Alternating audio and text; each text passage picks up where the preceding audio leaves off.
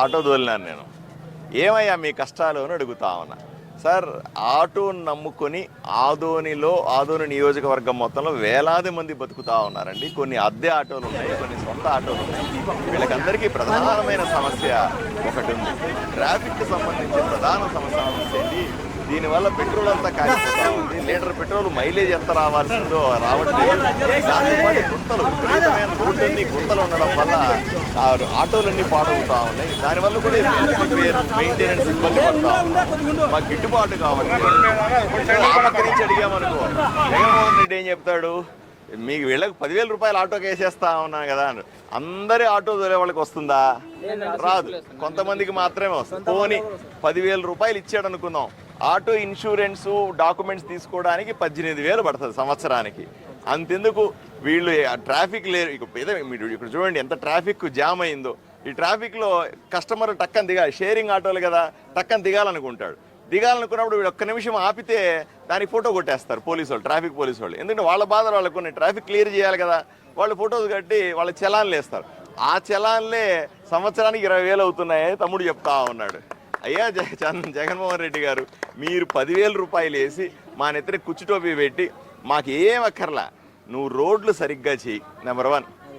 ఇప్పుడు ఎమ్మెల్యేగా ఉన్న సాయి ప్రసాద్ రెడ్డి ఏ రోజైనా ఆటో దోలినాడా అని మిమ్మల్ని సుడిగా అడుగుతావు. పోనీ ఆటో ఎక్కినాడా? సాయి ప్రసాద్ రెడ్డి, నువ్వు ఆటో ఎక్కి ఎంతకాలం మీద చెప్పాయా? నువ్వు వచ్చేటప్పుడు సైకిల్ మీద వచ్చావు కదా, ఇప్పుడు పెద్ద పెద్ద ఏసీ కార్లో తిరుగుతా ఉన్నావు కదా. ఎప్పుడన్నా ఆటో ఎక్కువ, ఆటో వాడి కష్టాలు తెలుస్తాయి నీకు. ఆటో మీద కూర్చోవాలి, ఆటో మీద పో. ఒకసారి ఏం చేస్తారంటే, మీరు ఎమ్మెల్యేని ఎక్కించుకొని ఆ గుంతల రోడ్ల మీద దబా దబా దబా ఊరంతా తిప్పండి. దెబ్బకి మనిషి కదిలిపోయి కూసలని కదిలిపోతాయి కదా. ఇప్పుడు నిదానం వద్దు, స్పీడ్ బ్రేకర్ల మీద దెబ్బ దెబ్బ దెబ్బ ఎత్తుకుండా పోండి, ఎమ్మెల్యే గుర్తు వచ్చేస్తుంది. అయ్యా నేను ఒకటే చెప్తా ఉన్నా, ఎమ్మెల్యే అన్నవాడు ఆటోలకు సంబంధించి, ఆటో డ్రైవర్లకు సంబంధించి కష్టాన్ని తెలుసుకోవాలి. నేను ఎమ్మెల్యే 10 రోజుల్లో ఎమ్మెల్యే అవుతా.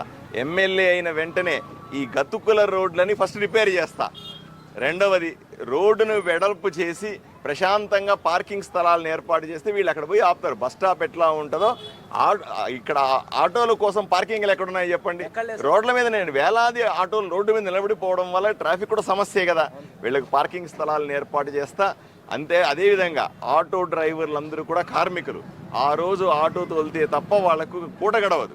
ఆ పరిస్థితుల్లో ఉన్నారు. వీళ్ళకందరికీ కూడా బీమా, అంటే వీళ్ళకి యాక్సిడెంట్ అయితేనో, వీళ్ళ ఆరోగ్యం పాడైతేనో, పని చేయలేకపోతేనో వాళ్ళకి ఇంటికి డబ్బులు వచ్చే విధంగా, అలాగే వయసు దాటిన తర్వాత పెన్షన్ వచ్చేలాగా వీళ్ళకి అన్ని ప్రభుత్వ పథకాలు ఉన్నాయి. అవన్నీ అమలు చేస్తానని ఆటో డ్రైవర్లకు అందరికీ హామీ ఇస్తా ఉన్నా. ఒకే ఒకసారి మీ ఆటో డ్రైవర్లంతా ఆలోచన చేసుకోవాలి.